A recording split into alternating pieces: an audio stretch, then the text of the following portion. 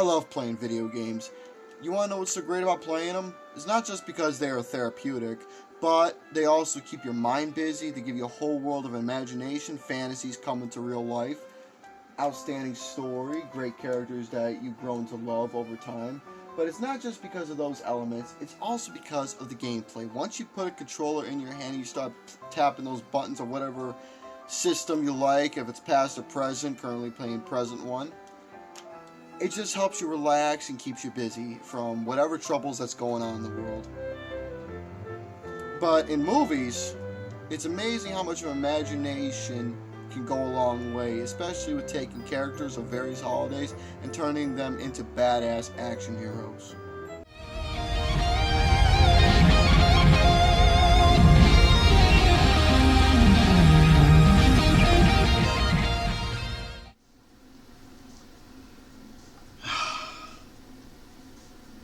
Oh, Gare, you fucked up, Gare. You wanna know how you fucked up? Because when this movie was released all those years ago, you never had the opportunity to watch it when it was hot. You had to wait after so many years to just watch this movie and understand the praise that this film has got. I can't even fathom as to reasons why I did not watch this movie when it was released, the praise that it got, the praise that it's still getting, and why I just never came around to do it. I guess I was just fucking lazy. I guess I was lazy and inconceivable and inconsiderate. But it's better late than never. It's fine. It's fine. Nobody's yelling. Nobody's mad. Nobody's angry. Nobody's pissed off. Nobody's offended. It's all fine. It's all swell. It's all swimmingly. It's all dandy. I saw it, and I am talking about it with you all. I came around to witness Rise of the Guardians, or better known as the Holiday Superheroes, or the Holiday Avengers, as a lot of people would probably call this movie. There's two stories going on in this film that is really interesting. One story is surrounding the main protagonist, Jack Frost. He learns that he had a past life and he wants to discover it. But at the same time, this is where the other story comes into play, the main objective. He teams up with the Guardians to protect the children from Pitch Black. As for who Pitch Black is, he has been forgotten and wants to cast evil nightmares, depression, despair upon children and make them forget the true beliefs of the beloved holidays and key figures that they were taught as a young child of what their powers are for a said holiday or dreams or so on and so forth, with the tooth fairy getting changed the easiest way possible, keeping their spirits alive. Now, you got the Easter Bunny, you got Santa Claus, you got Tooth Fairy, you got Mr. Sandman, and obviously you got Jack Frost to fight off this horrendous villain, keep the children of the world's spirits and beliefs alive. Where can I begin to talk about this movie? Now, what is the proper way to describe it? The fact that the story is incredible, it's badass, and it's got like a coming-of-age type of assemble going on, which is unique, because this is Jack Frost discovering what his past life was, who his new friends are, and what makes him such a special and unique character, and why people should believe in him, especially if you are someone who loves the winter season. It's got a straightforward story. It has beautiful, vivid, colorful animation. I mean, just colorful, beautiful, nice, lovely, pretty. Just vibrant and vivid colors. The way that the characters look. Absolute fantastic details.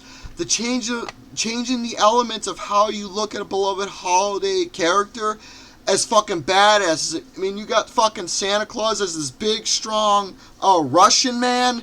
You have Mr. Sandman, who doesn't talk at all. He just lets his mannerisms do the talking for him. You got the Easter Bunny, who is an Australian bounty hunter. You have the Tooth Fairy, who is the biggest sweetheart you can ever imagine. Beautiful.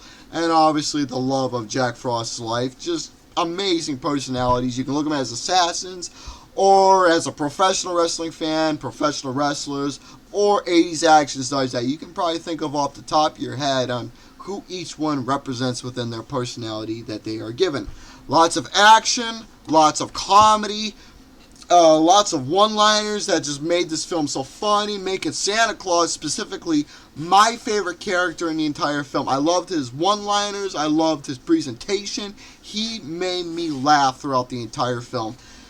There is so much emotion that deals with childhood, whether it was good or bad memories. But growing up, discovering yourself and abilities that one has. Now, when I was watching this movie again, it really made me go back to my childhood mentality of what a lot of these characters had, making me grow a stronger belief in the Santa Claus, making me believe who the Easter Bunny was, the Tooth Fairy, the specialty that she had after when you go to the dentist, and getting a reward in the end when a tooth is taken out or a new one's coming in, knowing that the Sandman is the protector of your dreams, trying to fight off pitch black alone.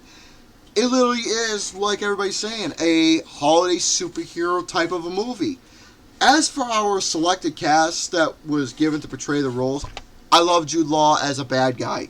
Playing as the boogeyman, he knows how to voice and portray a villain subliminally. You had Hugh Jackman voice the Easter Bunny, which is incredible. You had Alec Baldwin voicing Santa Claus, Jack Frost, Chris Pine. Then you had Isla Fisher, who portrayed the Tooth Fairy. A nice little assemble of actors and actresses who did a really good job voicing all these characters.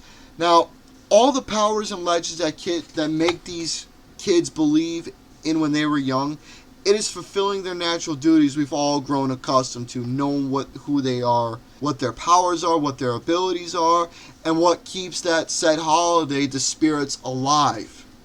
Now, Pitch Black alone, I admit I have succumbed to Pitch Black, dealing with a lot of those mental frustrations that a lot of people growing up dealing with themselves. But I always try my best to, when the holidays come around, to be in that good spirits, to fight it, be happy, be positive, be motivated, and just be around the ones who care about me and make me believe and just fall into the spirits of any holiday that comes around, especially when it comes to Christmas time. I love the symbolism that all these characters had within this movie alone. Just the coming of age element, learning about Jack Frost and his story and why he is so important. This movie is so fucking beautiful, and I'm really glad and proud that I have watched this. And for those who didn't watch it, I really recommend it. Rise of the Guardians is a movie that I gave a 4.5 out of 5 to. Such a fantastic fucking movie, god damn it. So with that being said, folks, that is my little talk on Rise of the Guardians. Stay tuned. We got more reviews to come. We got a whole entire smorgasbord, write that one down, of reviews to come. I can't wait to talk about them with you all. Stay tuned as the Mr. Garrison 96 Christmas festivities continue here on the channel.